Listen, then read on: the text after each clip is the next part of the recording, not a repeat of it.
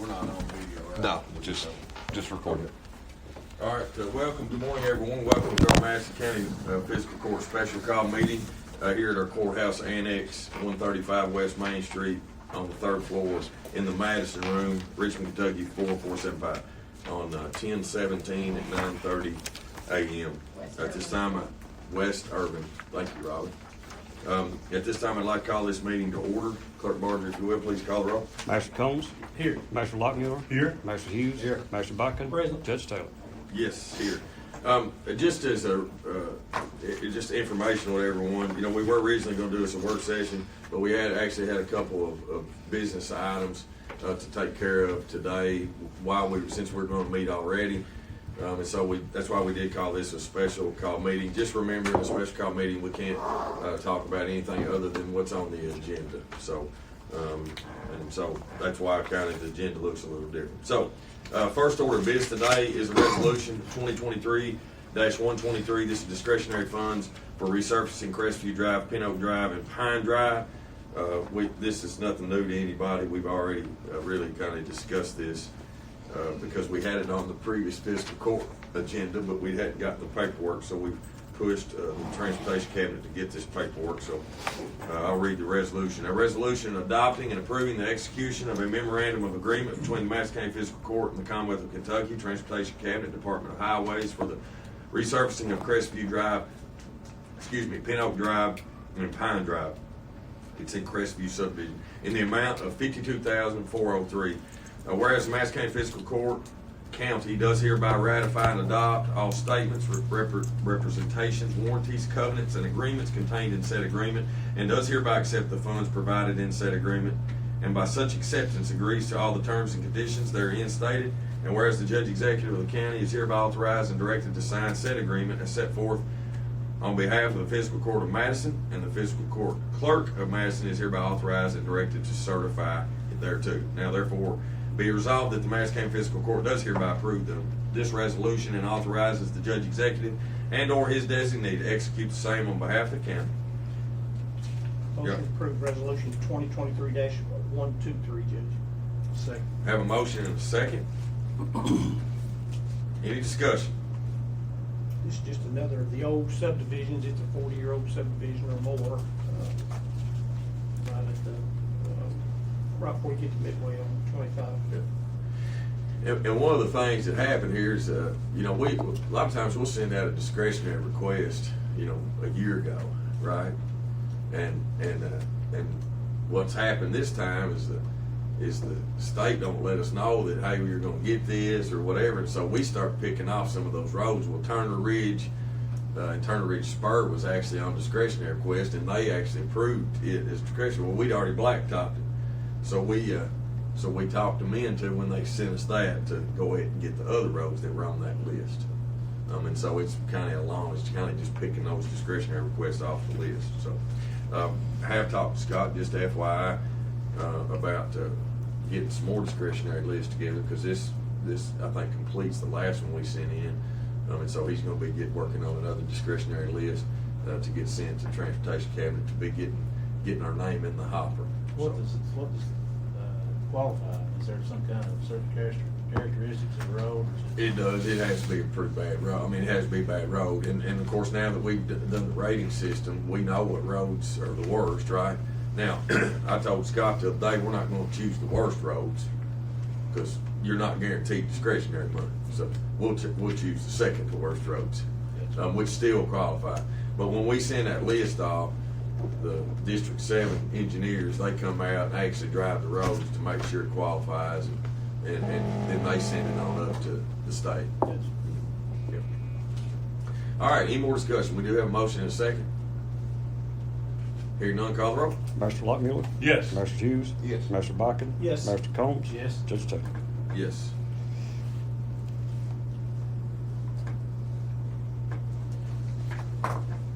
All right, next, a resolution approving, I'm just starting to read it instead of, a resolution 2023-124, this is Kentucky Department of Fish and Wildlife Resources MOU Addendum number 2. All right, so let me read the resolution. and then we'll get into some discussion so y'all know what this is really about. A resolution approving addendum number 2 to the memorandum of understanding between the Kentucky Department of Fish and Wildlife Resources and Madison County Fiscal Court. Whereas the Kentucky Department of Fish and Wildlife Resources, well, I'm not even going to get into the acronym, in Madison County, Kentucky enter into this memorandum of understanding for resolution 2023-27 that was passed by the Madison County Fiscal Court on March 14, 2023, and resolution 2023-119 for addendum number 1 to the MOU for improvements at Will Green Lake. And whereas the county wishes to replace the decking of the courtesy dock as approved in addendum number 1, and whereas I guess I do have to read this acronym now. KDFWR will provide the labor and installation of the decking, and the county agrees to pay for materials not to exceed $15,000. And whereas KDFWR and the county do hereby agree to the terms and conditions set forth in the MOU, addendum number 1 and addendum number 2, which is attached here to this resolution. Now therefore be it resolved that the fiscal court does hereby approve this resolution and authorizes the judge executive and or his designee to negotiate and execute contracts on behalf of the county. Motion approved resolution 2023-124, Judge. Second. All right, I have a motion and a second. All right, so for discussion. So we've negotiated along the way with Fish and Wildlife, right? And this is under my authority to spend money, but I really, since we've been a team on this whole project, I wanted to bring this back to let us all decide, okay? So You could have done this on your own. I could have. Following our procurement code, because Yeah, it's less than 30,000. it's less than 40, because it's 40 now, Okay. but it's less than 40.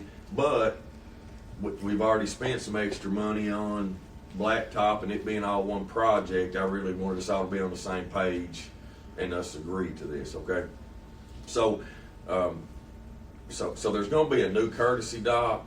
A brand new courtesy dock. There's our courtesy dock that we have now is just a little small platform. It's got the guard rails around it.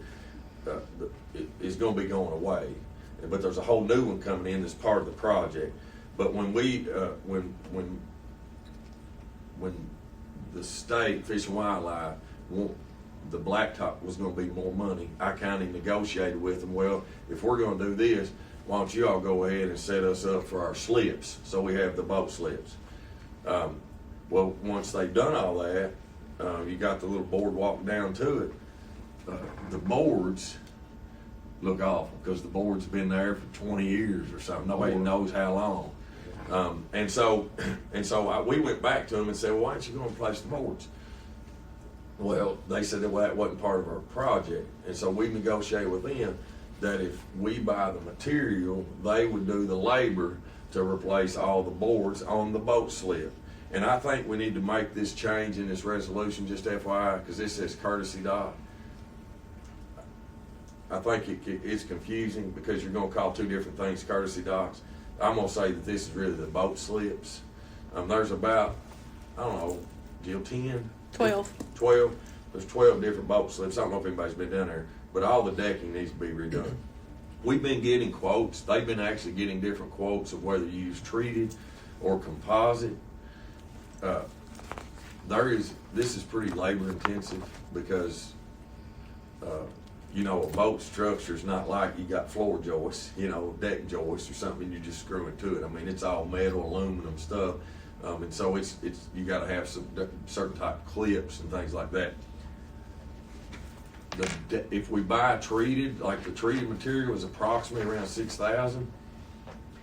I was worried about the maintenance of treated, the upkeep, and it being it being kind of a self-sufficient recreational park for our community. And so we started looking at composite because it would last longer and it'd probably be less problems and blah, blah, blah. So I know this morning he called and said the $15,000 number they gave us, which is an estimate, which we have to still get quotes, but it's probably going to be closer to 20 because of all the clips. So we got an option of doing treated around $6,000, or you have an option of doing composite somewhere around up to $20,000. And so to me, it's the pleasure But you also gotta say that if you do the treated, you're gonna have to redo it in 5 or 10 years. Yeah, he said, he gave us an estimate. He gave us an estimate that what they've seen around the state is it's 15 to 20 years is what the treated will last. Now, With sealing.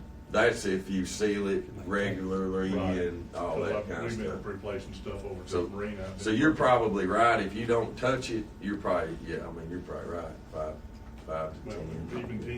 Yeah. This other will last your term. It'll last for Our a long terms. time. Right. It might last my lifetime. Like, You it know. will last Yeah, mine.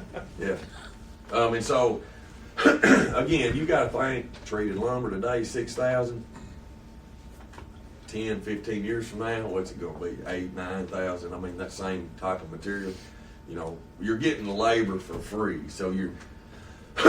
I'm trying to take advantage of it. Now, if the lumber, let's say the treated lumber, let's say last 10 years and you don't do nothing with it, financially, you know, you probably can replace it twice for what the composite, I'm going to say, is going to cost.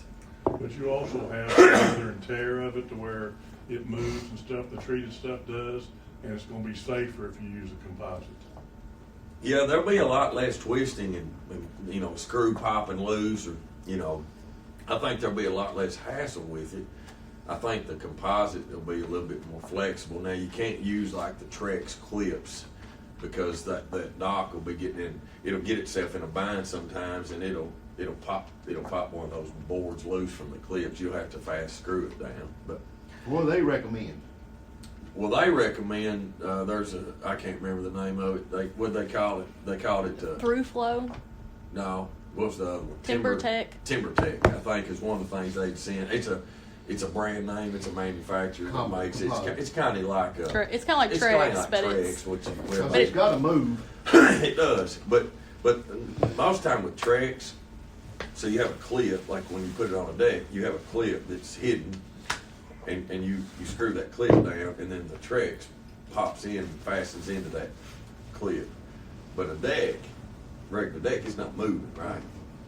This dock will be moving and floating, so you would be able to use them clips because I'd be afraid to just pop it loose. But you can still fasten it down. Now, the other thing is that it's going to require 1.5 inches thickness of material. So because the way the frame, I guess, of the dock is on 24-inch center, so you have to use 1.5 inches material.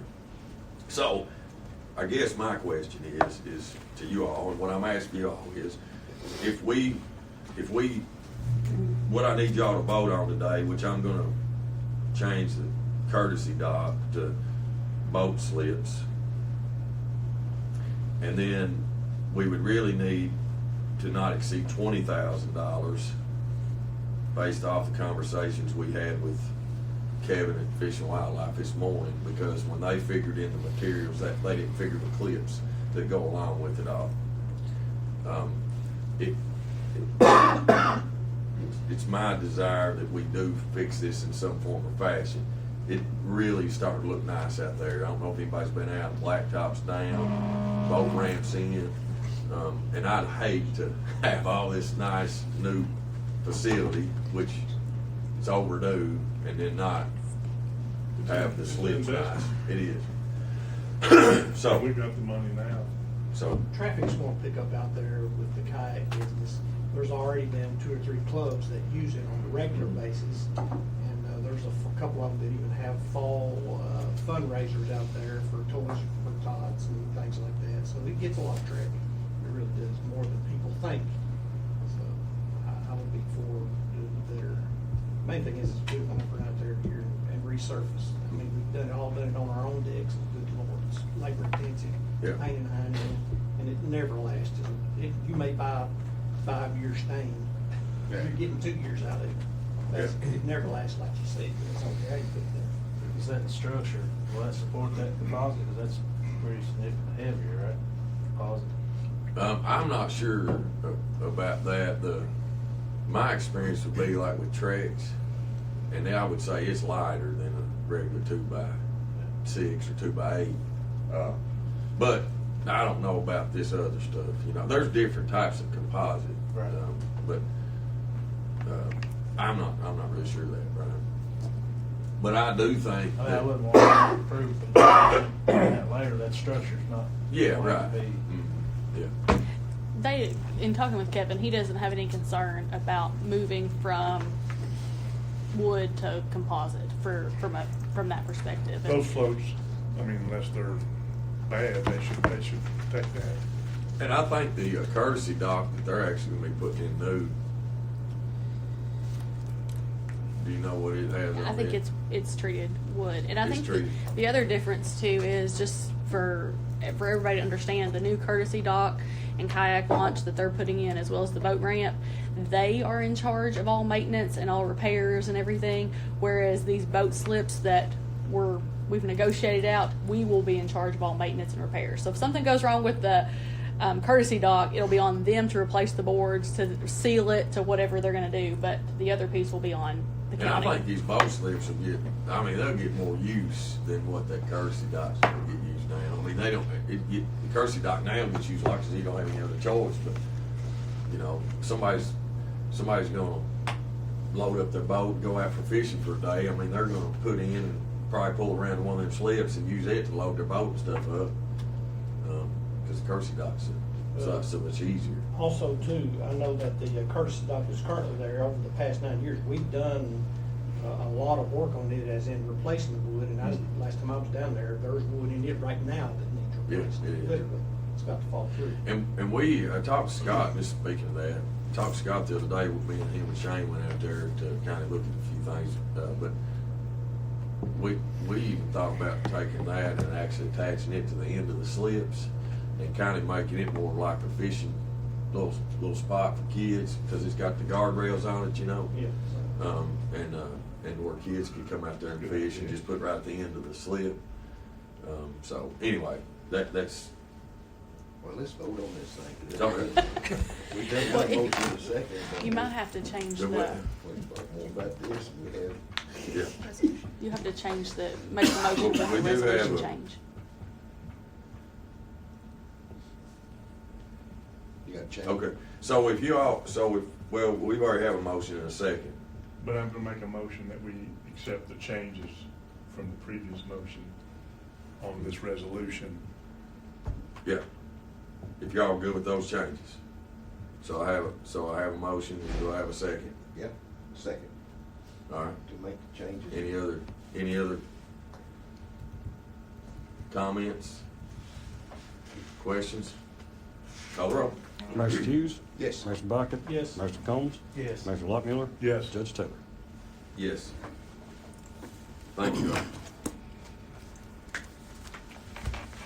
Steve, I guess you was enthralled by that discussion, wasn't you? All right, It next. didn't have anything to do with airplanes either. All right, so next on the agenda, which is really the whole reason we were having a work session, but we changed to a special call meeting because the jail had asked to present to us, talking about their staffing issues that they're having. So here we have David with us, Tom, and our jailer Tussey. So I'll turn it over to you. Thank you, Judge. Appreciate everybody's time. Sorry it took so long to get here. It's we've been talking about this for several weeks now. I've asked Tom, our chief deputy, and David Hall, those of you that don't know these two, to put together some information for you. To make a long story short, our staffing levels are seriously low. We must do something very soon. They have put the information together that's going to give you the information you need, I think, to make a decision, be it today or whenever you choose to make that decision. But in a long story short, and I don't know, I'm almost lost count. We were at 11 vacancies, and this is out of the 26 that we call our security staff that work the floor. That may have even changed in the last day or two. David keeps up with this. I'm going to hush for a couple of reasons. One is I'm fighting pneumonia and really don't have enough breath to talk much. But they have a presentation for you, and then obviously we'll field your questions. All right, so I'll just lead with the hard part. If I've done my math right, it's about $286,000 for $18 an hour starting pay. It'd be $3 an hour across the board. No percentage, just straight up $3 across the board. Here's what you get for that. Again, if I've done my math correctly, our starting employee making $15 an hour, paying rent of about $800, utilities about $200, a car payment of $350. Of course, these are Pictionary numbers. I know that. Insurance about $100, cell phone $70, food $400 a month. This is monthly, and gas $100 a month. After all said and done, they got about $43. That's $2,020 that they pay out in bills. They made $2,063. That's after taxes. That's with 8 hours of overtime that's built into the system.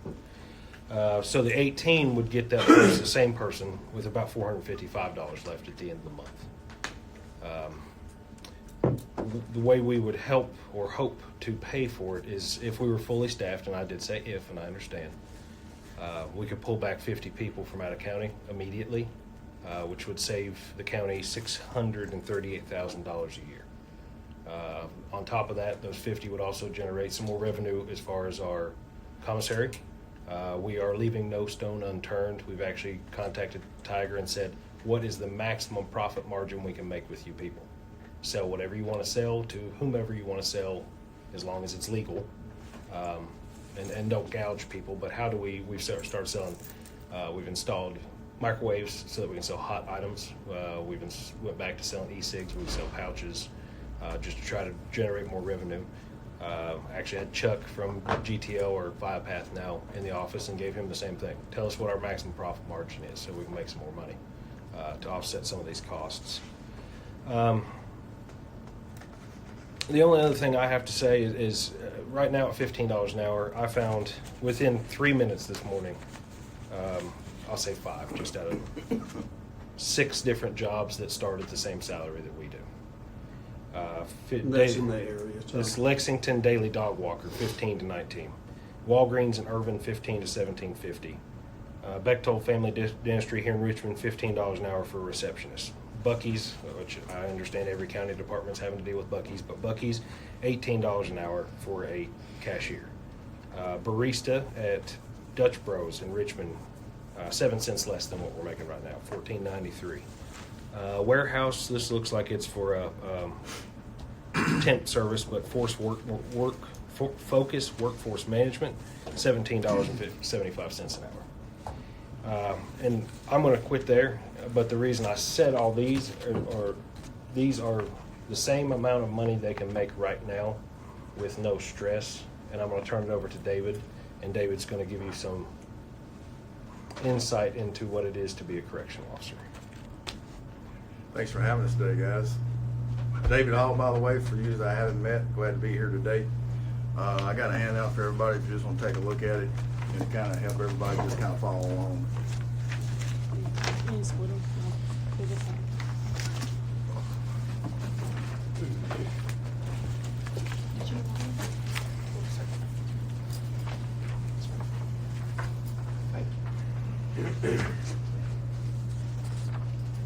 Here you go. Take. I mean, you got there. Thank you. Tom, can you give Joe an extra? Yeah, I should have 14 copies. 14 to 15.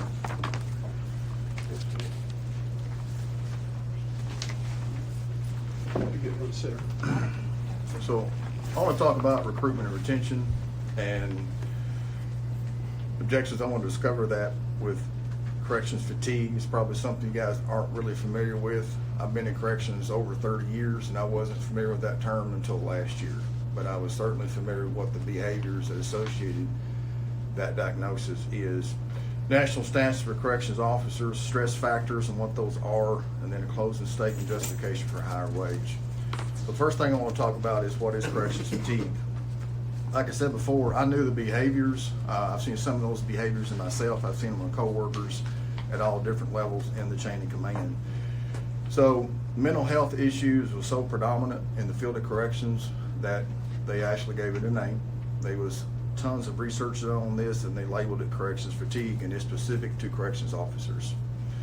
So it's defined as interrelated consequences upon the health and function of corrections professionals in the workplace culture as a whole due to exposure to traumatic, operational, and organizational stressors and their interacting consequences, resulted in socially dysfunctional ideology and negative changes in personality, health, and functioning. Bullet number 2, I gathered some national stats. There's so many research articles on this that's been done. Take your pick, which ones you want to look at. The common thread is where you might have one study that says PTSD is at 34%, you might have another one that says it's at 29%.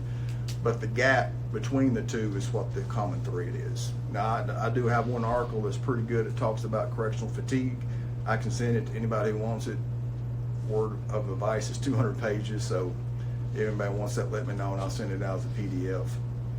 But again, national stats, PTSD, 34% for correction officers, 20% for combat veterans, 14% for general vets, and the public is weighing in at 3.5 to 7% of PTSD. If you're diagnosed with PTSD, you have a 50% increase for heart disease than everyone else that's not diagnosed. Suicide. You don't have to read all this to us. I mean, I have to read that. Okay. You know, you don't have to read that every word, okay? All right. I mean, I get the gist of it. It's pretty compelling what you're dealing with. I mean, I don't mean to interrupt you. I'm not trying to be rude or anything. Okay, it's just, that's a really important part of the statement today, is that how corrections officers really need to be viewed differently than their general jobs in government, because there's certain job factors that corrections officers encounter which has a negative impact on them as people that other jobs do not, you know. And it's just not David Hollis sitting up here today. Huh? You've done made an impression on me. Thank you. And again, it's just not me talking about this. If you have an hour of your day, you can just Google it, and there's just tons and tons of information out there. But you go ahead and do what you want to do. I'm just No, I don't want to take up any more time than what we have to. And when you talk about suicide, you know, again, 30 years in the field, I personally experienced that in my field. One coworker committed suicide, and his wife said it was directly related to the job. One captain basically made a phone call, asked him for help as he sat out front of his house with a gun in his lap. He went through a divorce, lost his kid, and through a review of that, he associated all the stress factors of the job. I had another lady, and this was me while I was walking in the building one day for roll call, and she's sitting down in her car, she's having a breakdown, full-fledged breakdown. She'd had about 6 months on the job. And I don't know if 6 months on the job makes it easier versus 6 years. There's really no connection between that two. And I asked her what was wrong. She says, I need a job, but I can't leave. This was another institution I worked at. And she said, but I'm thinking about harming myself just so I don't have to go to work today. That was her statement, and she was real. We did an intervention, got her some help, and she overcame that. But that's just my own personal experience with it. And David, just to interrupt briefly, and Tom can tell us, we've had some locally of our people that are dealing with mental health issues and suicide attempts. And we have one on leave right now that's going through some kind of therapy and awaiting results of that to either get them back to work or they may not come back to work, I'm not sure. But we have actually talked several down off the fence and actually taken their gun from them and locked it up in a gun locker. April 24th, 2024, or I'm sorry, April 24th, 2004, I had to tell the rest of my coworkers that Travis Simpson wasn't going to be in work today because he drank way too much vodka and ate a bullet. It happens. It's real. We've all experienced it if we worked in this field very long. Sorry, David, go ahead. Oh, you're fine. You talk about the stress factors. I'll just kind of look at some of the highlights, which being physically assaulted, it's very common in our field of work. And what I mean by being physically assaulted is that you get spit on, you get punched, you get kicked, and you get scratched. Outside the fact that happened in the workplace is even, I guess, more amplified that there's been a negative consequence, because when we get assaulted per statute, KRS is a felony offense. We go through our due process of charging with assault third degree. And I'll tell you historically what happens. And it's insult to injury if you look at it that way. We charge them with assault third degree. They go to court. It gets amended down to misdemeanor, and it runs concurrent with the time they've already got. So they get one more misdemeanor. They don't serve another day in jail. So that's that much of a less of a consequence to the inmate not to assault us. If If you look at the internal issues where we're so overpopulated, we really don't have enough segregation cells to house people that's assaulted to staff. So we have 7 isolation cells for a population of 300 plus inmates. Most of our isolation cells are occupied by people with mental health issues or medical. So we've had to open up a dorm type setting for disciplinary setting. So when you try to place somebody in segregation for behavior like this, it's a joke to them, really. They're like, okay, so you're gonna put me in a setting, you're gonna put me in a room with 10 other people. That doesn't fly well with, we don't care. You know, there's no consequences on that per se. Then you talk about female deputies being sexually harassed and sexually assaulted.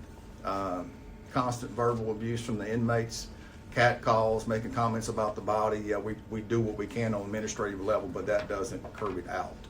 Also the sexual assault, I'm talking about female deputies having their breast grabbed, their crotch grabbed, and their butt grabbed. Those are huge stress factors for the job. Those are probably not happening in other workplaces inside the institution. The verbal threats to you and your family, constant verbal threats, and this happens daily. This isn't weekly. This is daily, some level. And you know, you'll see individuals threaten staff, and they'll say, "Yeah, I know where you live, and I'll see you at Walmart." Well, guess what happens when you run into them at Walmart? Because we are a county jail. You're housing these people today. Next week, you're going to see them in the community. You're with your family. You see this person a week earlier. They've threatened you and your family. You're in Walmart. You don't know how that situation is going to go. It may go good, may not. But the point is, your stress factor is constant, even off duty. At the gas station, who you going to run into? So let's talk about medical emergencies. Overdoses happens often. And then the key point there I want to highlight is that no matter how well staff do their job, the inmate doesn't always survive. That has a huge impact on staff. Go way down at the bottom of the bullet. Can we go back up? Yes. Go back up to being disarmed and tasered. Okay, great point. So we had a situation happen not long ago where one of our senior captains, and I was going to talk about him on down, brought an inmate out for a phone call. Problem inmate. He actually committed suicide in our jail. He wasn't from here. Brought him out for a phone call, and he was handcuffed in front. Had 2 other deputies with him. He was able to assault the captain, take his taser away from him. Took 3 and 4 deputies to control this guy. The only reason he wasn't able to use that taser is because he didn't understand how to operate it. That captain has since resigned. He had over 20 years of service in between here and Fayette County, and he cited unsafe working conditions due to staffing levels.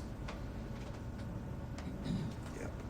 Had another employee recently resign, and she cited the same thing, that the stress factors of the job have become too much for me. It's affecting my mental health. I can't do it anymore. And we have one currently off on leave right now. So could you just imagine these stress factors happening in other departments of the county, in the workplace, clerk's office, here, this building, anywhere you want to talk about? How would it affect that employee? How would it affect the co-workers that was seeing this go on? And how would it affect the department as a whole? The big difference is we're expected to deal with these things and just go right on as if nothing's happened. We're talking about Jordan Hall was the individual I talked about who committed successful suicide. Staff had to go in and cut him down. We lost 2 from that. But after it's done over with, guess what?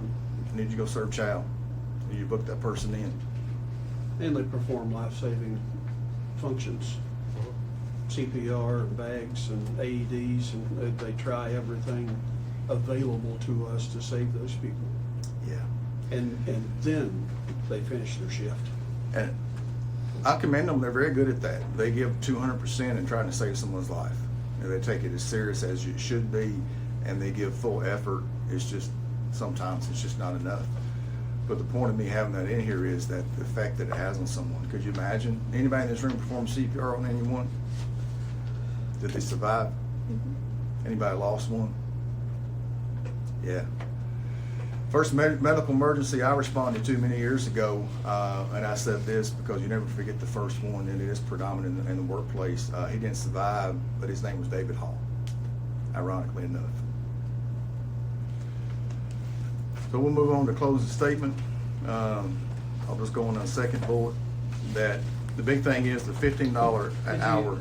I don't mean to interrupt you, I wanna go back to Sure. your bullet for, understaffed and overpopulated. Okay. We're operating with basically 4 people per shift right now. That was the same staffing numbers that we had, and that's ratio. That's security staff working the floor. On average, that's what we've got. Those are the same staffing numbers that we had in the 90s when we had a population of 130. Now we have over 300. Even with what we call support staff coming in and pitching in, helping, such as majors, Chief Jones, people that work the road crew, people who work the front office, they all participate and come in as needed, when needed, to help these staffing numbers. But that's the best we can get, and it's still very inadequate. Tom, if we have the vacancies and we have a roster for 26 security staff, that would be 7 on day shift and 6 on nights. And we haven't been, honestly, and we've had that for some time. You guys gave me the positions to do it with. That's ideal scenario. Tom and I have worked out a roster, and that's ideal scenario for this facility because of its size. That is plenty staff to oversee this population, but we honestly we've only been at that level for a week or two, and we've struggled to keep our vacancies filled.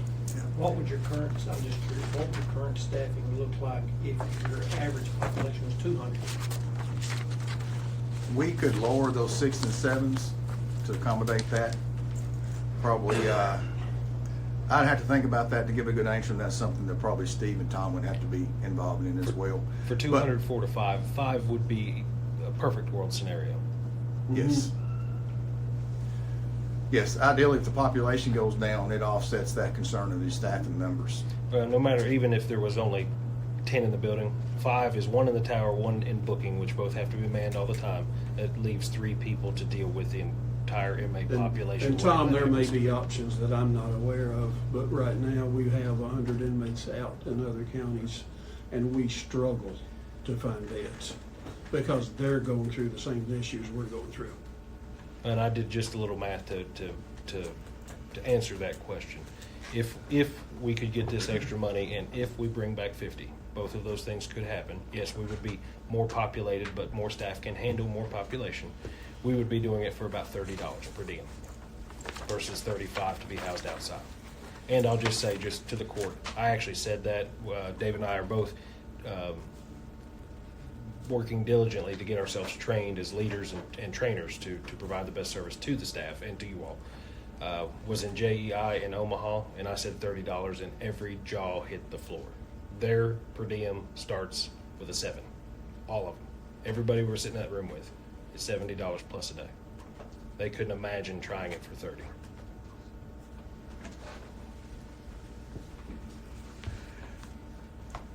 So, and the stress exposure to corrections officers, and it's whatever name you want to give us, you know, depending on where you work at, you'll be called a corrections officer, detention officer, or a deputy jailer. The job description is the same.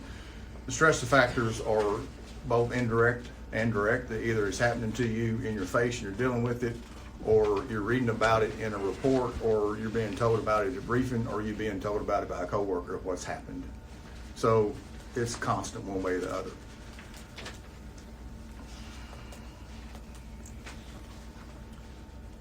Let's see, I'm getting applications, but the part of that is that probably, and I'm sure Morgan can give insight on this if needed, that half of my applicants are not committing to an interview or they don't show up.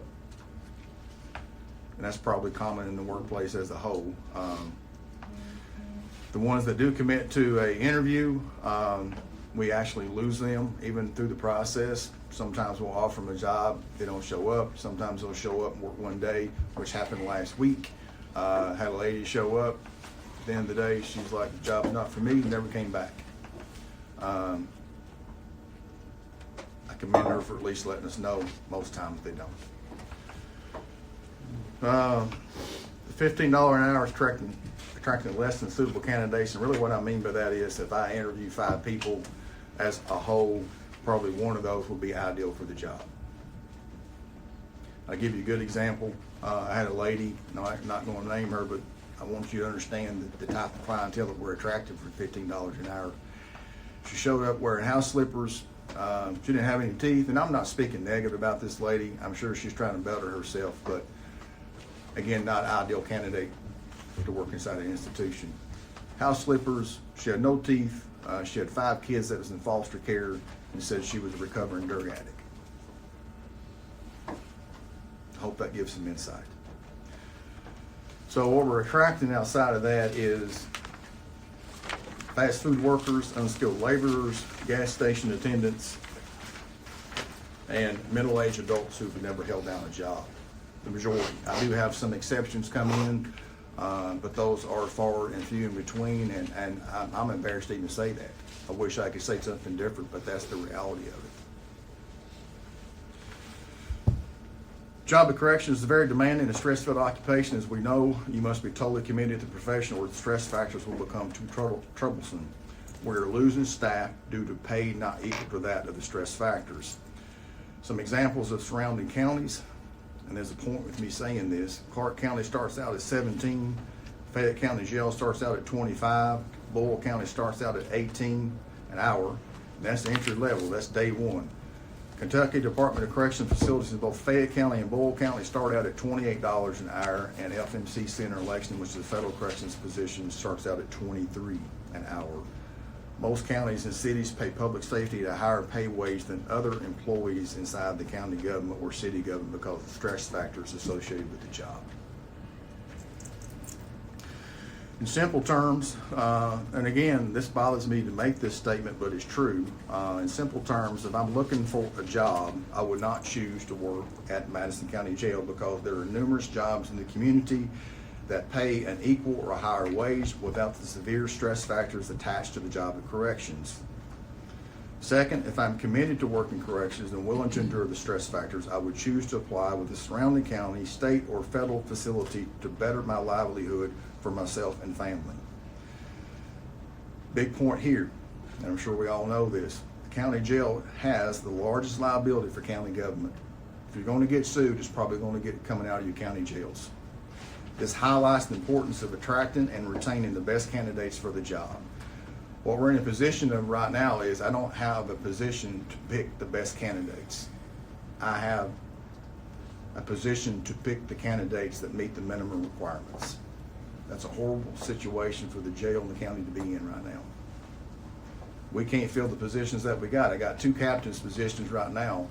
You would think, and it's open to the public, you'd think, okay, I got some experience, I've got some qualities, I want to be a captain of the jail. Couldn't fill them. Been open, what, for a year and a half? Something to that effect. We lowered the qualifications to attract other people, which is not ideal, but we need to fill those positions and still didn't get any candidates. I've got one guy who's a former police officer here in Richmond, the sheriff's department, is interested in it. We're going to push him through. I really hope he stays, but I'm doubtful. You know, there's a workforce shortage nationwide in all fields. Yes, there is. It's everywhere. Mm-hmm. And if $18 an hour, if we was to go along with that, would it work? Well, let me tell you what I've experienced so far. So, for those of you who don't know, I retired from the Fayette County Jail, spent 20 years there. I worked there 01 to 21, but from 93 to 01 I worked here, so after I retired I came back. I wanted to give back something to the institution where I got my start. Sounds like a cliche, but that's really where my mind was. I wanted to come back to the county that gave me my start in corrections. With Fayette County we had some of the same issues. We would hire them, we'd hire 10, 12 would leave. Had a constant, what I called a bucket. We was trying to fill up with water, but it was full of holes. All the government wanted to do, no fault of their own, was focus on recruitment. Let's just hire more. Let's go to recruitment events and fairs and have open house recruitment fairs, all that stuff, just get more people in the door. That didn't work. We had February 21, we had 38 vacancies, and I was over recruitment and retention. We were slotted for 278 officers. We had 38 vacancies. What we was doing was no longer working. We couldn't get ahead, and we couldn't get ahead for a very long time. So me and the 2 union presidents got together and said, we need to focus on retention. We need to focus on keeping the staff that we got. It wasn't taken serious. I gave them a strong advisement. If we don't change something, we're going to be in a crisis by the end of the year. February, 38 vacancies. November, over 100. Nothing changed. They didn't want to be fluid. come up with ways to keep the staff that they had. The only thing that changed was a higher wage. It didn't happen overnight, but they changed the pay scale, started attracting better candidates into the job. They've stayed, and now they're in the low 60s, high 50s on their vacancies. Again, it doesn't happen overnight, but what I know is it does work. You have to make the job so valuable that the people that take the job don't want to lose it despite the stress factors. And you also get a higher quality of candidate. It's not just a job. You get candidates who are going into this field of work because this is my career. This is my livelihood. This is what I want to do. Billy Ray, a point of your question of the $18, will it work? I can only cite one fairly local example is Boyle County Detention Center. Very good friends with the jailer. It's a very similar operation, similar staffing, similar inmates. They were at $15 a year ago. Vacancies very similar to ours. They went to $18 and they filled their vacancies. Yeah, and just to throw it out there, so most of my job is liability filtering. Liability would say the effort is far more important than the outcome. If we as a county do nothing to stave off this, that is far worse than making an effort and getting a bad outcome. And then just to paint a little more daily picture for you, we're using all resources. We're using every deputy, every admin, every major chief, myself. We've all worked shifts. We'll work one this week sometime. We're filling the voids as best we can. Not only that, and we're running out of options. we're also asking these new employees, what shift can you work? What shift would make you stay?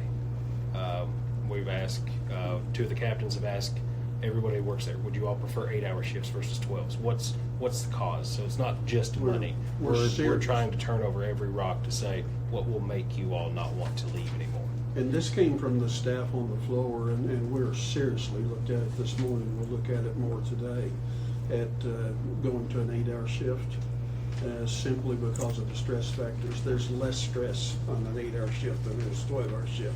And it's much easier to get people to work overtime, because then if you work a shift overtime, you're only working 16 hours and not 24.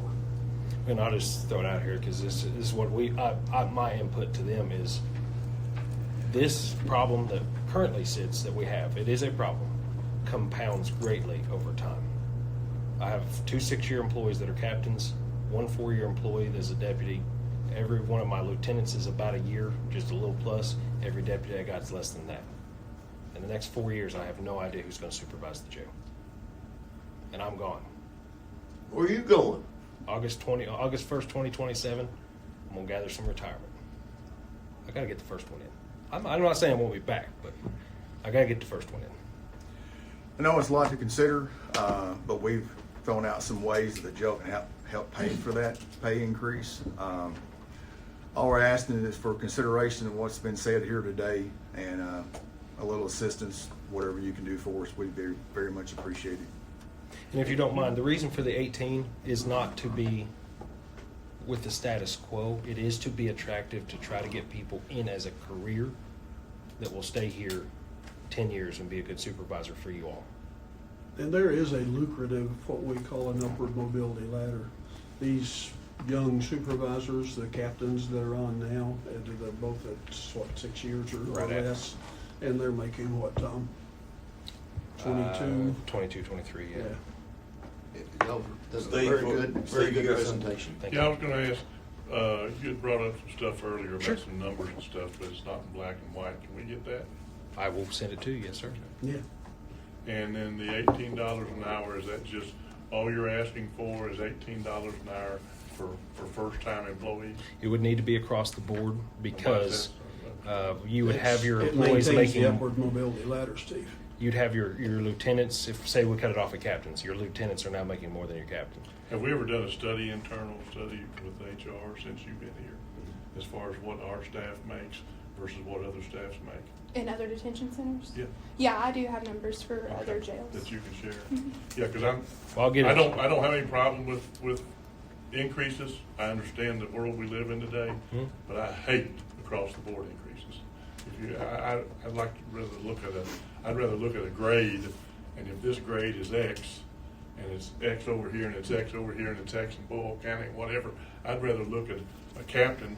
How does he compare with other institutions rather than just automatic raises?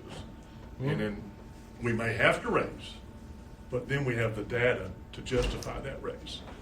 The justification in a $3 per hour for everybody is not necessarily justified without the data. And that's all I want to do is look at the data. Understood. Yeah. So I know you're up front probably. So, in y'all's presentation today, you talked about all the things y'all are doing right. You know, all the things that you're doing good. Y'all paint this picture like everything going on at the jail is just squeaky clean. And I like to be realistic. What do you do wrong? What do you do wrong over there? What could improve? What could leadership improve on over there? I mean, because you can't do everything right. No. Right? One of the things that we get stuck in, and I do try, but it's hard. We're negative. We are very negative. We're dealt. Every interaction I have with an employee is negative. I'm sure all of y'all experience that as well. It's hard to get out of that. We do try to do as much recognition for employees as possible. It's never enough, Reagan. We have a quarterly meeting just with the jail staff, and we give awards for life-saving and for drug intervention and lots of different categories, but we do try to reward and recognize our employees as much as possible. But that is all things good, right? That's all things you're all doing good. What are you doing wrong? What could you do to improve the morale over there? What could you as leaders do better? Like I want you to evaluate yourself a little bit. You know, what are you doing wrong? What's wrong over there? Because everything here today is about how you're doing everything right, and how that the only thing that we can do is to throw money at it. Well, we've been throwing money at it since I've been here for 8 years. What were deputies at when I came in 8 years ago? $9 an hour? Something like that. Yeah, it was. It was $9 an hour. The other question I have is why are you just now looking for revenues? You know, we've been at this together, Steve, for 4 years. You and I have, and going on our second term together, right? Why, Tom? We've been at this for 8 years together. And why are we just now looking for revenues? We've always looked for revenues. But no, I mean, you said you started to look. Tom said just a minute ago that now we're starting to look for revenues like e-cigarettes, tobacco. Because those things are becoming available to us, and they were not. Well, the e-cigarette's been around for a long time. I think there was a decision a long time ago to take those revenues away. I don't know who made that decision. I did. But now we're coming back, and so what's changed? Why is it now important? That's just a question I have. And then the other thing is just because somebody's a law enforcement officer doesn't mean they're going to be a good employee. Just like I think you made, David, you made a statement there about somebody that you hired that maybe had some drug problems and all that kind of stuff, right? Well, we didn't hire. I know you didn't hire, but I'm just saying, just because somebody's a law enforcement officer or had been a law enforcement officer doesn't mean that they were a good one either. Oh, I agree. So I totally agree with that point 100%. I want to make another comment and relay it back to give you all a little bit of mindset of me. I don't know how the other gentlemen think about it, but so when I take this and I look back toward what we just made a decision on the Will Green dock, minor decision, we just raised it $14,000 whatever. But what we did was we looked at it and we made a much bigger investment there because we knew what we were going to get. And I think this goes back a little bit to what Reagan just brought up. Maybe the timing right now is a very good timing for us to take a look at our total operations and see what we're doing right, what we're doing wrong, and then come back with a proposal, or at least maybe we could help, the staff could help, come back with a proposal as, if we're gonna do, if the fiscal court says we're gonna do this, here's what our goals and objectives are, and here's what we're gonna measure ourselves by. And then that may be a possibility, I don't know. Well, one of the factors, I think, if you look at our turnover rate in our detention center, is it's 2 times the national average of correction officers. I mean, when you look at our rate versus other correction rates, 2 times the rate of correction officers. You know, and I just question, why is that? Why is our rate? I mean, you all gave a lot of statistics of corrections officers, jail deputies. Y'all gave a lot of statistics, right, that are more on the side of siding with the corrections officers, right, the detention center world. But that one was not one given 2 times the national average of the turnover rate. I don't know why ours is that way. And we, You know, I don't know. certainly, we are open to any suggestions you have. If you have data, you have ideas, you have thoughts, I don't care what it is. I'll listen. Well, obviously, this is a financial problem, right? It's a financial question, right? Mhm. It's not my job to run the jail. That's why jailers are elected in Kentucky. It's my job to get the finances. And there's legislation afoot, as obviously everybody here knows, right now, currently in Frankfurt, that they're looking at jail reform. I hope they find an answer to it. Got to too. I think it's grossly unfair to the counties to pay the bill on managing a county jail. Yeah. Is there, and I'm not asking for you to have an answer today, but I know, and I come from the business world, so is there somebody out there, and probably you've been there and done that, but is there somebody out there that has had the same problems that we are incurring here in Madison County, and they're making some bigger strides towards, getting to where they need to be versus where we stand today? I mean, obviously, if we stay as is, things aren't going to get any better. For staffing levels, Well, just staffing levels, pay, just an overall view. How many people are they sending out? How many are they not sending out? Just the overall operational Yes. review to find out what, going back to the judge's point again, what we're doing well, but what are we not doing well? And how can we learn from Susie or Joe? Because the best thing in the business world, and this is a business per se because it's all financial as well, is shamelessly steal.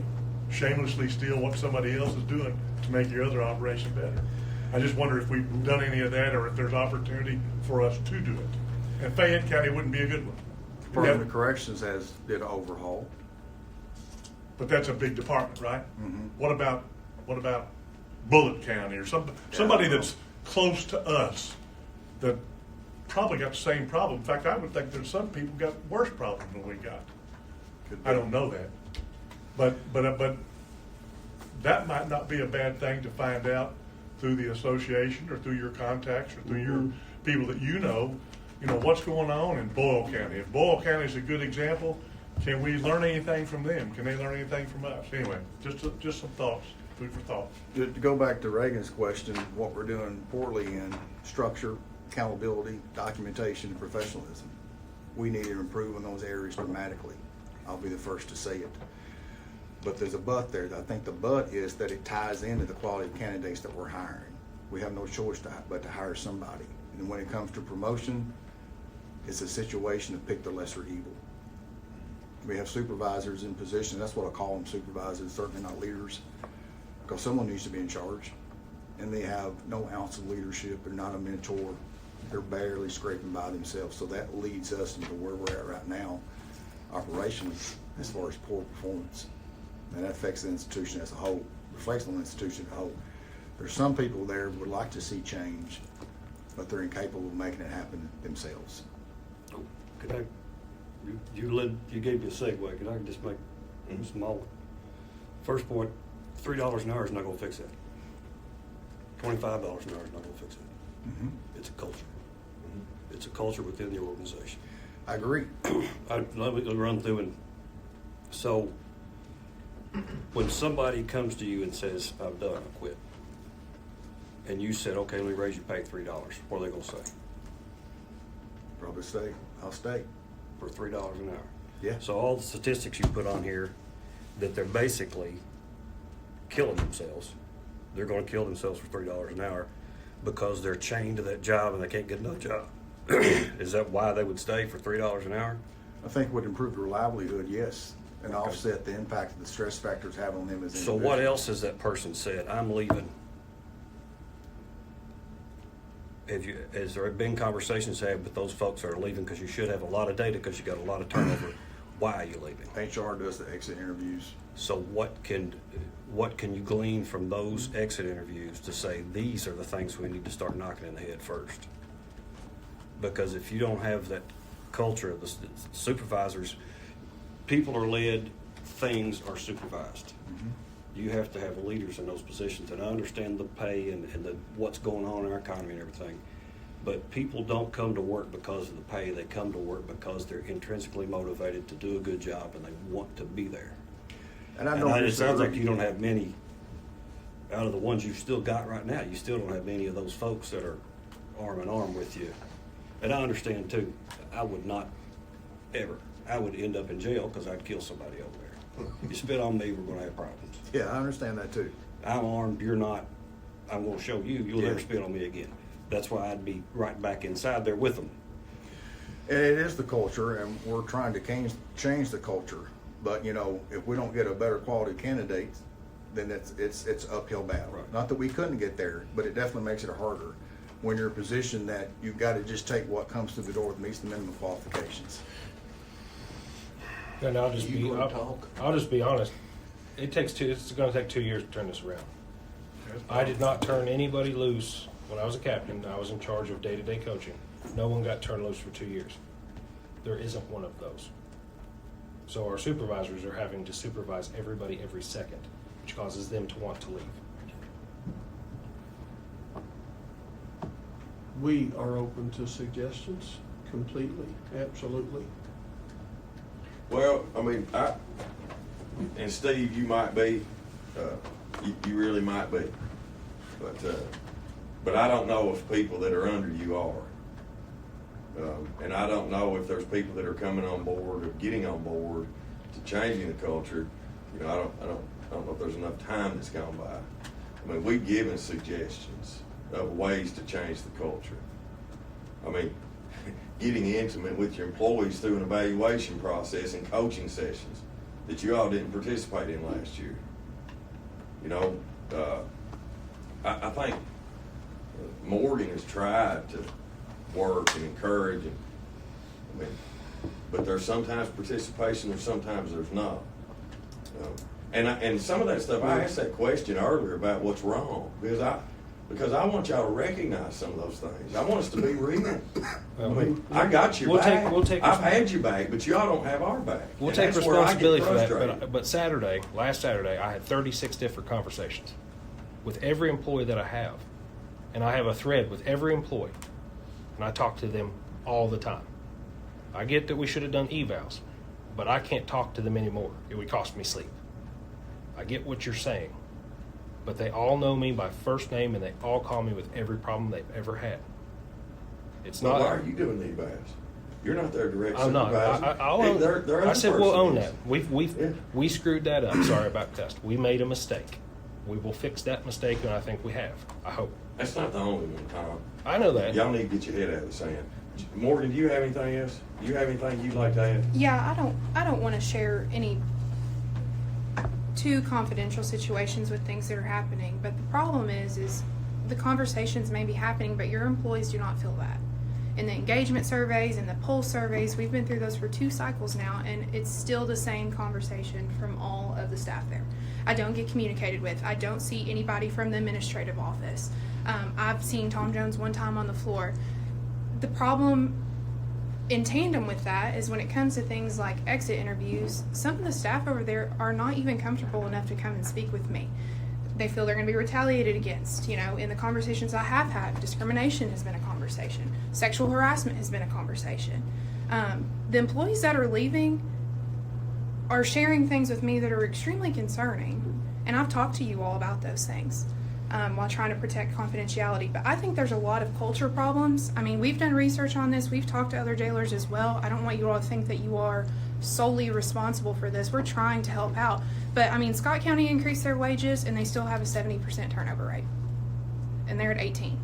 I'm like, so, I mean, it's more than one thing. And all things have to be working together to make somebody stay. You know, I hate to bring in other departments, but other departments that have struggled with retention and recruiting employees have done all of the things. They've done the coaching sessions, they've done the evaluations, they've done one-on-one chats, they've, you know, created daily meetings with all their staff to sit down and talk about what we've got going on for the day. It's a lot easier of a conversation to have when people are making those leadership changes and then coming back and saying, look, I'm doing all of these things and nothing is working.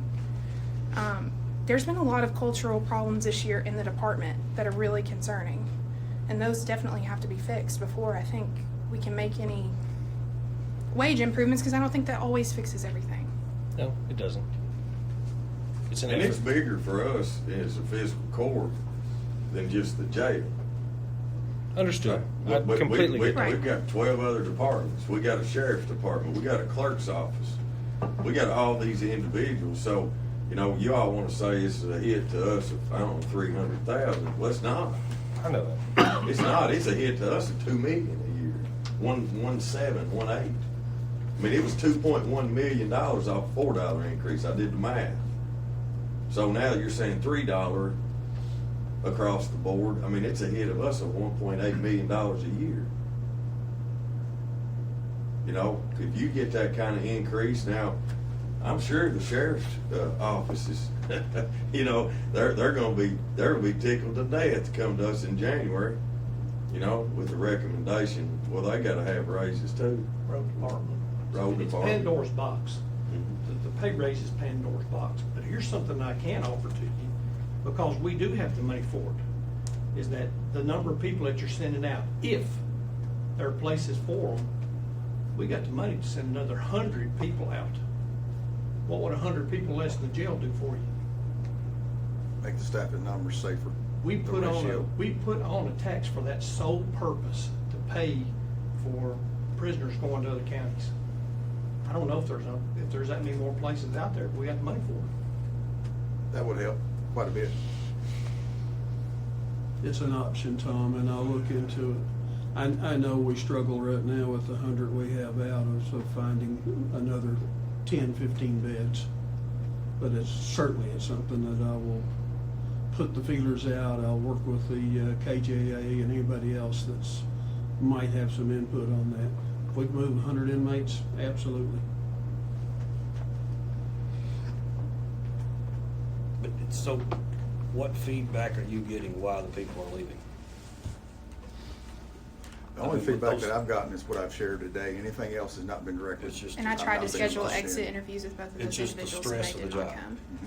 There may be something else, but I'm not aware of it.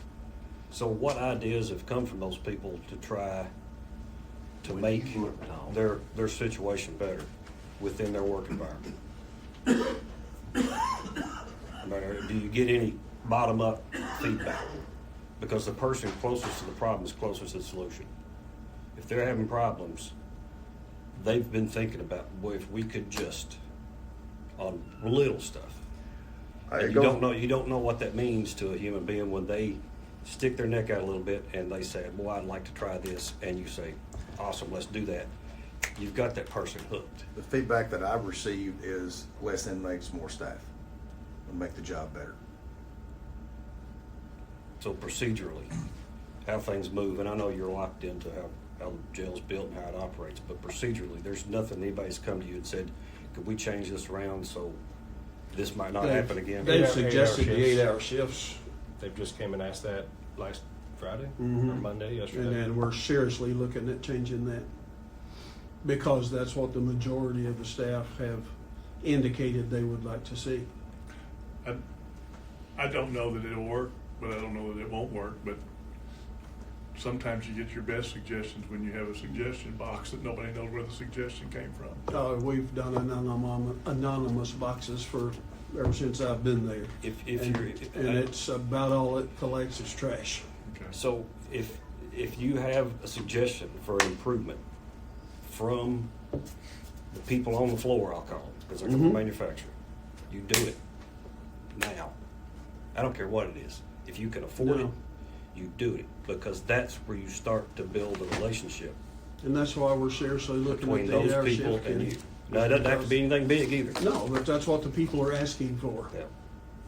And they won't stop asking. And I either. think we can do it. They And won't some of stop the asking. Once some of the it gets suggestions started, we've you gotta had keep it from going.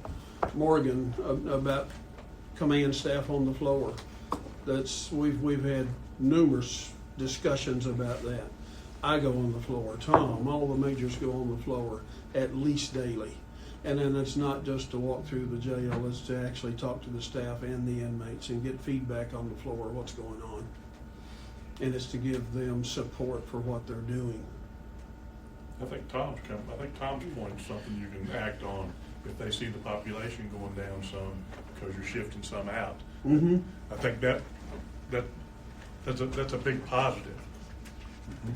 Another thing that I'd like to offer up, I'm not in your environment, I'm not in your world, I don't know, but from the outsider looking in, simply because that we hear about it, is when somebody passes away in the jail, or the report that we get every month says that there was a prisoner or two transported because there was an overdose.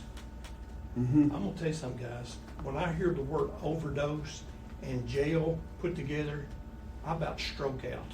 I literally about have a heart attack, because the very first thing that comes to my mind is that's a controlled environment. But it's not, Tom. And To some degree, but to here's some what degree. I'm offering. Here's But what on I'm offering dogs, for have that. you all taken the dogs and used them like We We the got a sheriff jail offered? that's got Yes. 5 dogs. We've routinely, we've never had a dog make a positive hit in the jail. That environment is not conducive to the dog. We do as much drug interdiction as we can, but as long, and I'm just trying to paint you a picture real quick, Tom, as long as the mentality is to take that drug and put it in a body orifice that they know we cannot access, and they get processed in the jail, and the next day they retrieve it and share it with their cellmates.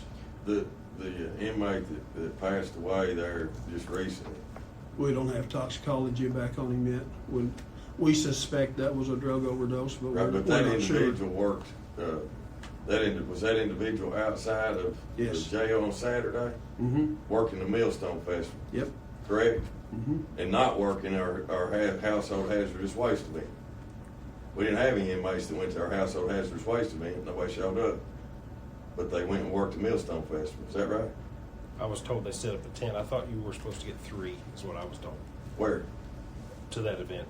The household hazardous waste? Yes. That was my understanding, yes, that you were gonna get 3. They 5. were just sitting Did up anybody until. show up?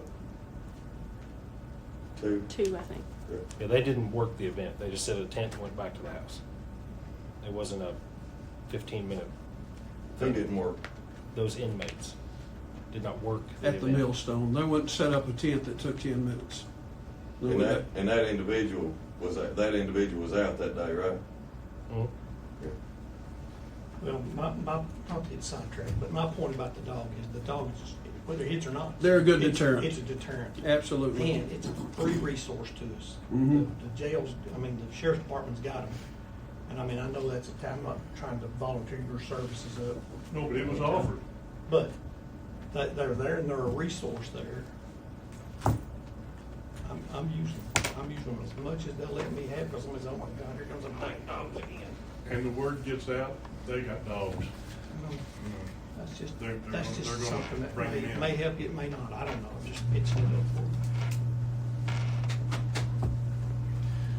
for Reagan, you think in the near future, us would get together and discuss maybe what your concerns are with operations of the jail and what we could do to help improve that relationship?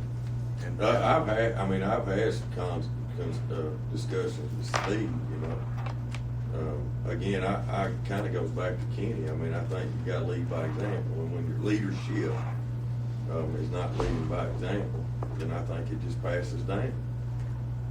I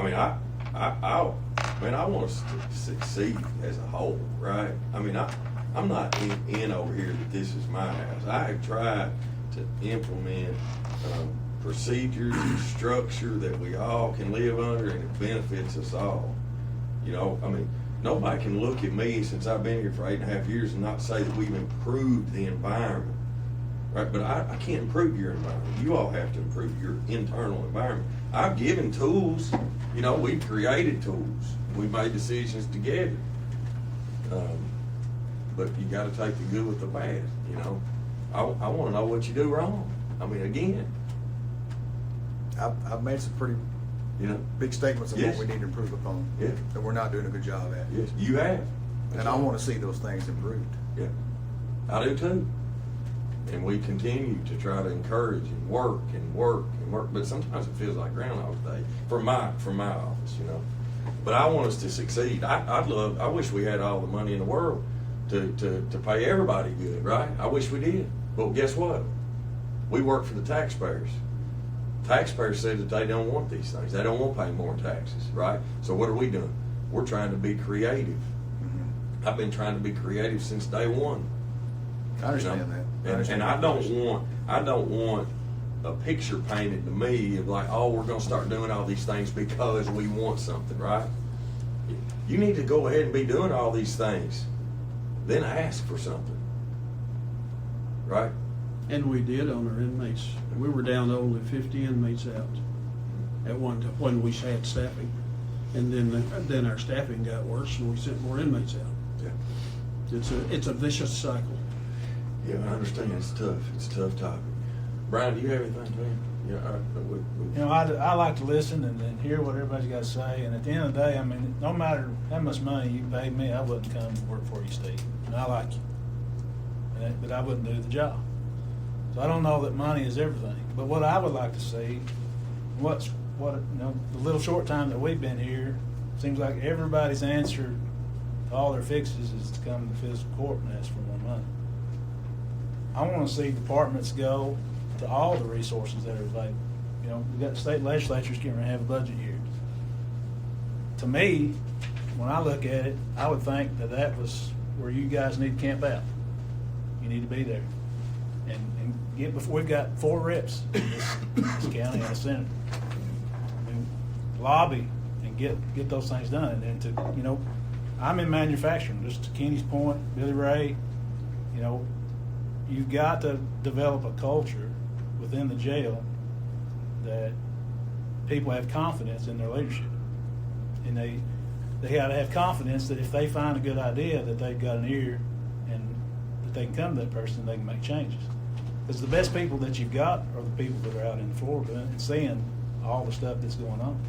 And not only that, not only just your employees, but what can we do for the people that are coming into the jail to make a difference?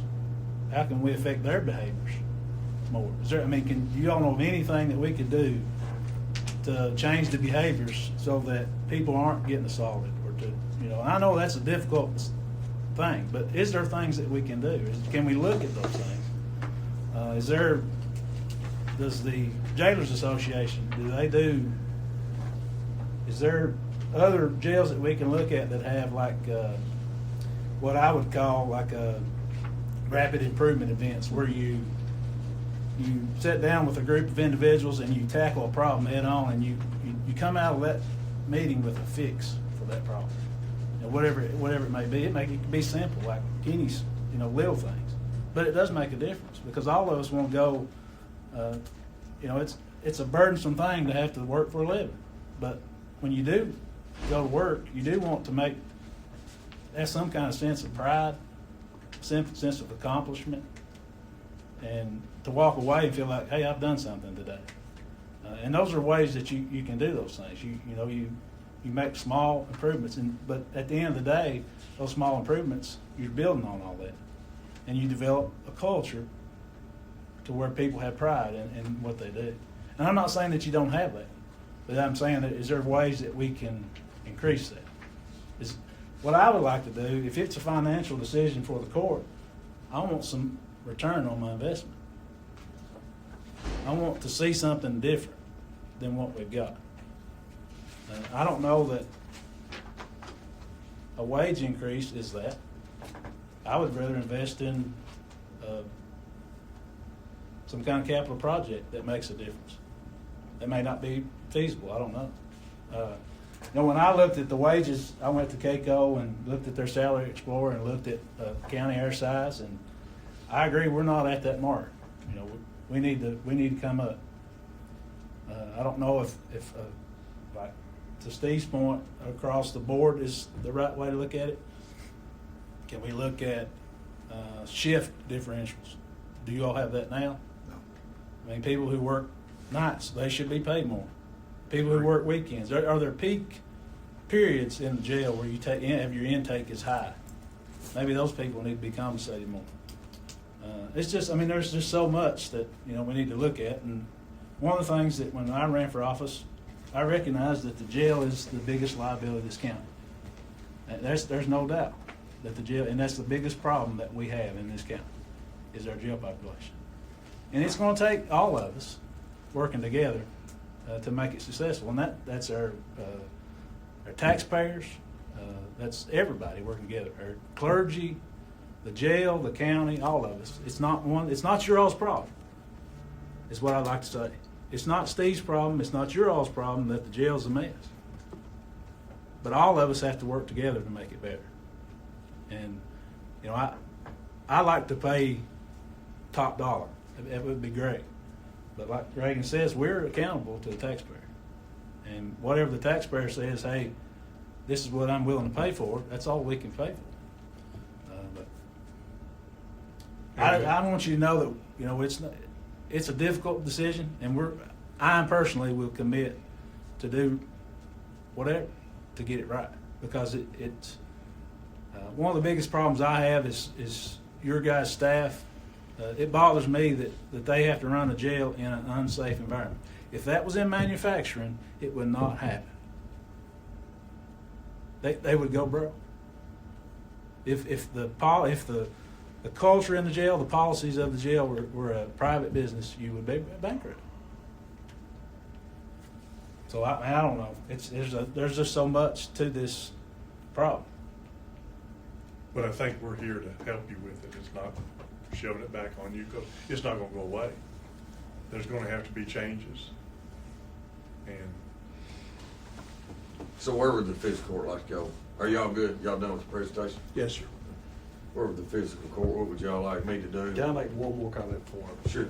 That this is personal experience when we were moving, worked with inmates every day, just about, and did not have a single problem with any of them. Awesome human beings, easy to get along with. I had to stay out of their way most of the time. All I had to do was get them the stuff to get the work done, and they got the work done. So, can't remember his name, male. Owen. What? I think it was Griffin. Griffin was awesome with the inmates. Never had a problem. He had a female. She takes care of the dog. She called him inmate. Quiet down, inmate.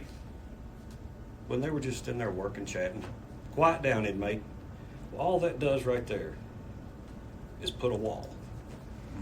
Those aren't inmates. They're people. They're human beings. They're already being punished. Their right to freedom has been taken away from them. That's why they're wearing those orange t-shirts. So to beat them over the head with being just undignified to another human being by not using their name.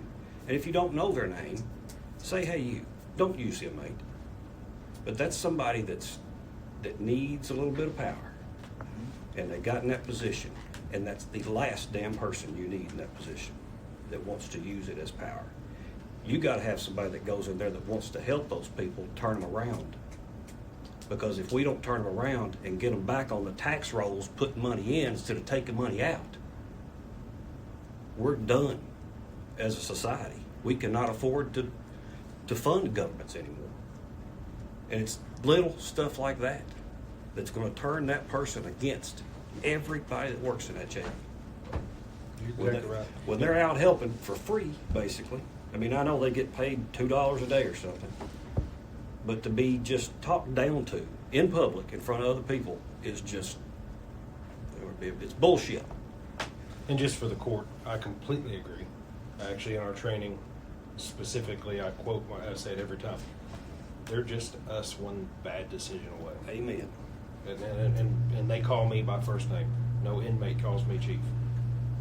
They call me Tom, and I call them by their first name or brother because I don't know all the names. But But if you can't tell, it bothered me, it still bothers me, because those guys saved this county tens of thousands of dollars in moving every piece of everything out of that courthouse. Kenny, who'd you share that with? I'd share with anybody. Why not? Maybe because I feel like somebody that works on the floor in your jail. What the hell's going to be done? I'm not sticking my neck out or bothering to tell anybody anything like that, because if they've got that person doing that, they already know it's what I say. I think you need to talk to the inmates too, because they're. I mean, if you want to get right down to it, they're your customer. Mm-hmm. Yeah. The people who are in that jail, amen, are your customers. Yeah, what kind of to be a supervisor, supervisors are made, not born. They have to be built. They have to learn basic skill. They have to be trained in basic skills, human relations skills, on how to treat people with respect and dignity and fairness, and learn how to understand, what makes different people tick. What kind of leadership development do your leads go through? I mean, it's a big problem in a great many organizations, but it sounded to me like that, you've got leaders that've been promoted to a position that they're not really been fully trained to do. If they're talking down to, like what you said, there's some training that's very valuable, but it go a long way towards that culture that they've been talking about, is developing people with good leadership skills that can communicate. EKU has tons of classes. All right, what's the pleasure of the court? How would y'all like to proceed? What would y'all like to see me do moving forward? What you want to do? But did somebody capture a next steps list? Well, this is being recorded. I know, but So I'm saying your SHIT you just let there a minute ago be. bull in the SHIT. minutes. That was. It'll be in the Well, minutes. one of the things that I'd like to see is one of the things that we've talked about. I'd like to see the possibility of reducing the number of inmates down there, given that it appears that inmates and stress go together. Yes. I think I'd like to see that, to see if that helps that situation. Another tool that we didn't talk about that I wouldn't be against approaching would be a body scanner. A way for you to have an idea of what's being brought into your jail, not being brought into jail. I know over the years we've talked about it at different times when there was never two nickels to rub together. That's not where we're at right now. That is something that I would like to look at. Mm-hmm. Just another tool for I'll us. send you the proposal, and I've already got it mapped out where I want it. And I think you ought to take a look at that 8-hour shift. I think that will help tremendously. I mean, I it wasn't come part from of your that people. decision. I think that was a mistake to put in. It's terribly hard to work. It's If you murderous. can relieve some of the overcrowding by pushing some of the people out because we've got the money, then you can make it easier to go on an 8-hour shift. And that's gonna relieve some of the stress on your people. I think leadership training or supervisor training. And I think you need to start working with the county better. That's what I'm hearing from Reagan. I don't know any particulars, but I know he wants to We help. messed it all the way up. I know We he messed wants up to help. evals And I tragically. know Morgan wants to help and the staff want to help. We want a successful jail. I'd like to see us revisit this issue in another special meeting, if that's what it takes in 60 days, see where we're standing. With return on investment. What have we done since we first got together? What kind of return are we getting? What's the staff now saying about their 8 hours? You know what I'm saying? How many people have we been able to move out and just be able to look at some grades per se, or measurements? I think going forward too, I don't want to get to a point where we're behind the rest of the state in pay. I mean, I think we need to implement coaching sessions and that stuff, and it should be dependent on their performance, and I don't want them to get left behind. I'd like to get to a point where we're paying just as much as everybody else is paying, and then your CPI and everything else that comes along with it gets them and keeps them there, not finding yourself one day, here we're at this place that we're way behind everybody else in the state.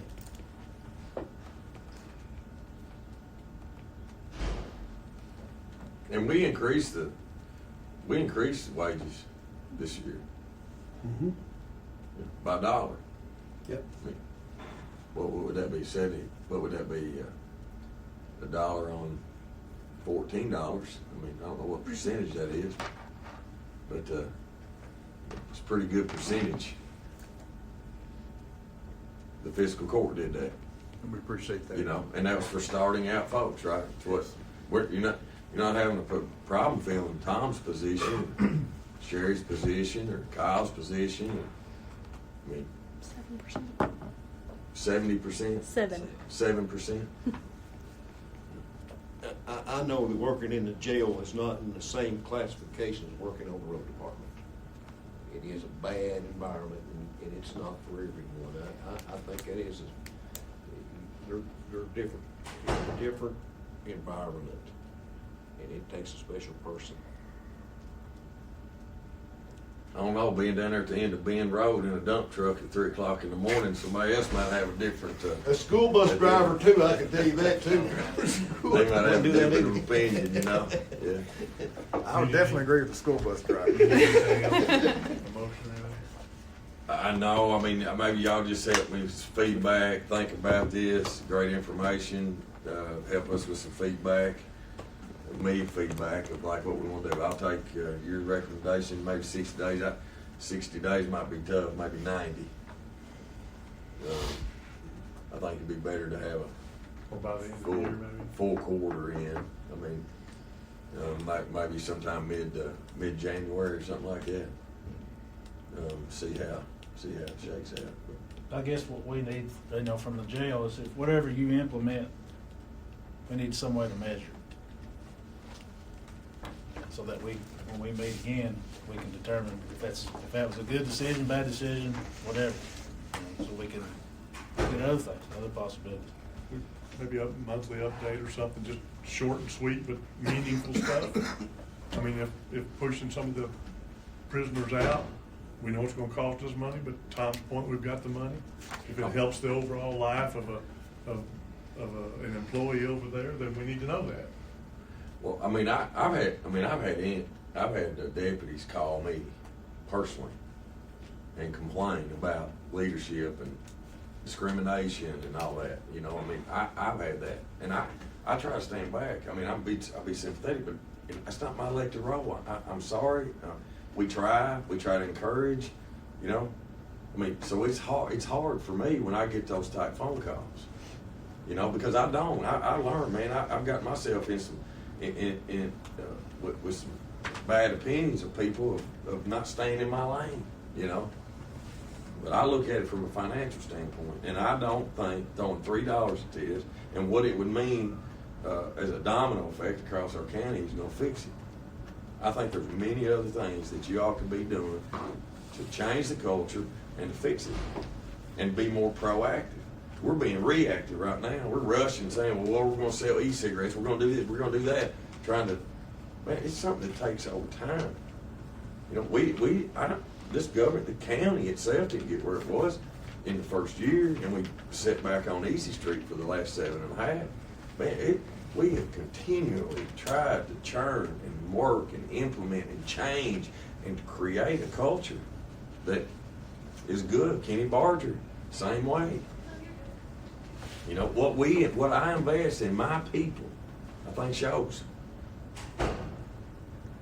You know, I care about the financial